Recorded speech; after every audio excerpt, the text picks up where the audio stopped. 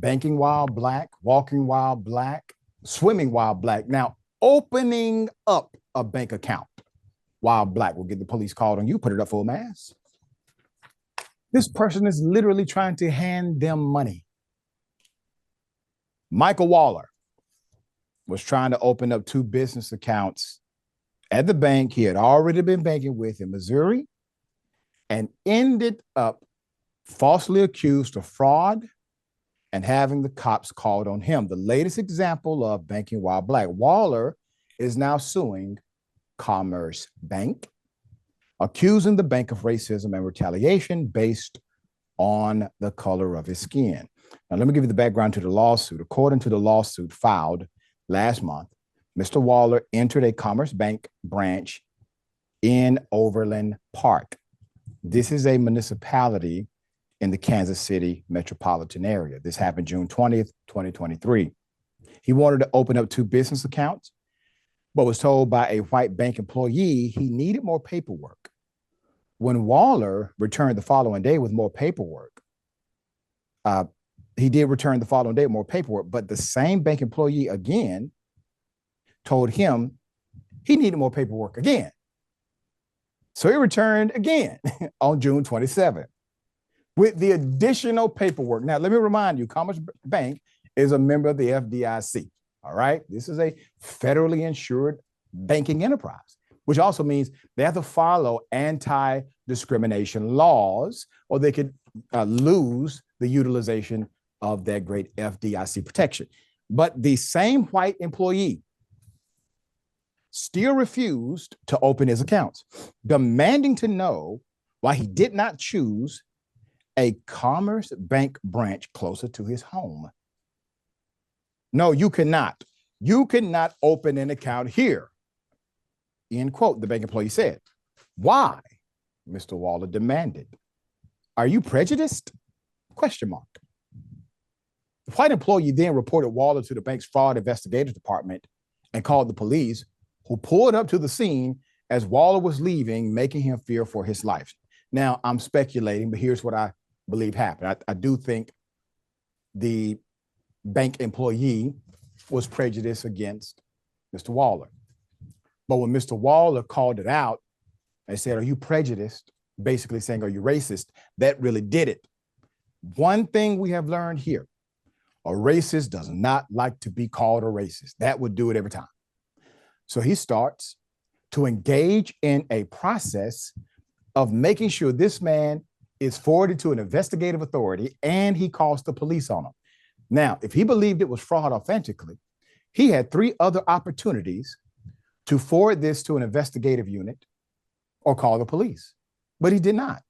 He simply seemingly wanted to stall or stop Mr. Waller from opening up an account, making it arduous to do so. Fortunately, the cops did not seem to escalate the situation, allowing Mr. Waller to drive to another Commerce Bank branch in Kansas City, where he again tried to open his business accounts, but was once again refused, with the branch manager telling him that he was under investigation for fraud. Why? Because it's in the system now from the first bank. There's more. Waller closed his personal account at Commerce Bank the following month and was able to open his business accounts at another bank, the lawsuit states.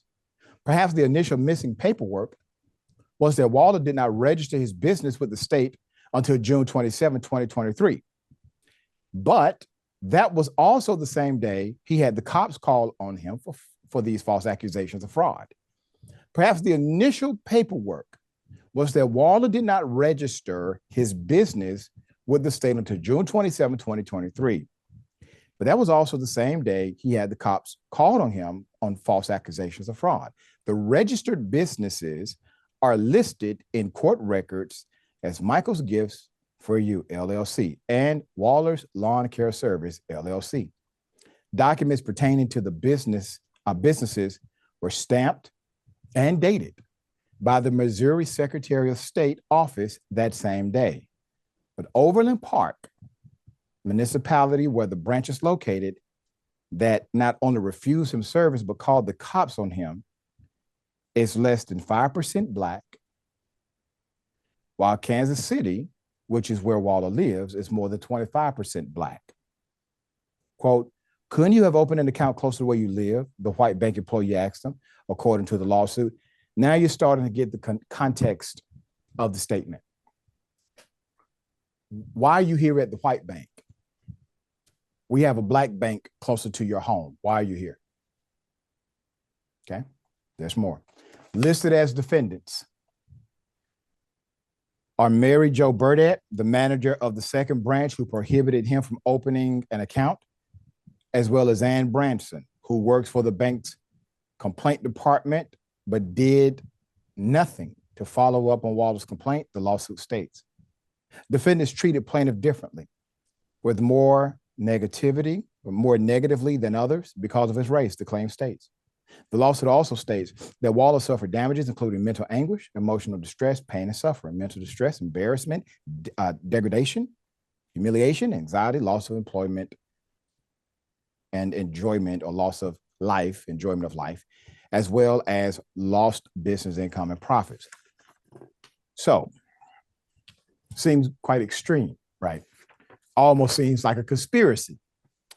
It is interesting because given all of the protocols that Mr. Waller had to go through, and he seemingly was okay with bringing in the additional paperwork, when he actually is certified with the state, and by the way, there is no mandate that you have that registration. Some banks require it, some banks don't.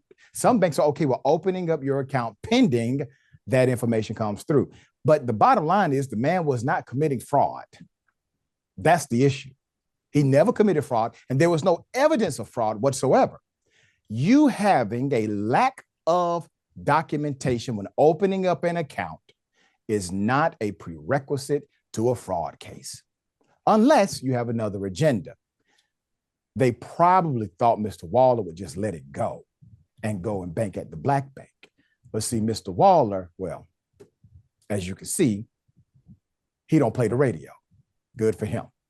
Sharon, I'm glad he did exactly what he did so we can know about this story, and people who bank at Commerce Bank can be aware of this. And now all of management and the ownership of Commerce Bank are well aware of what happened.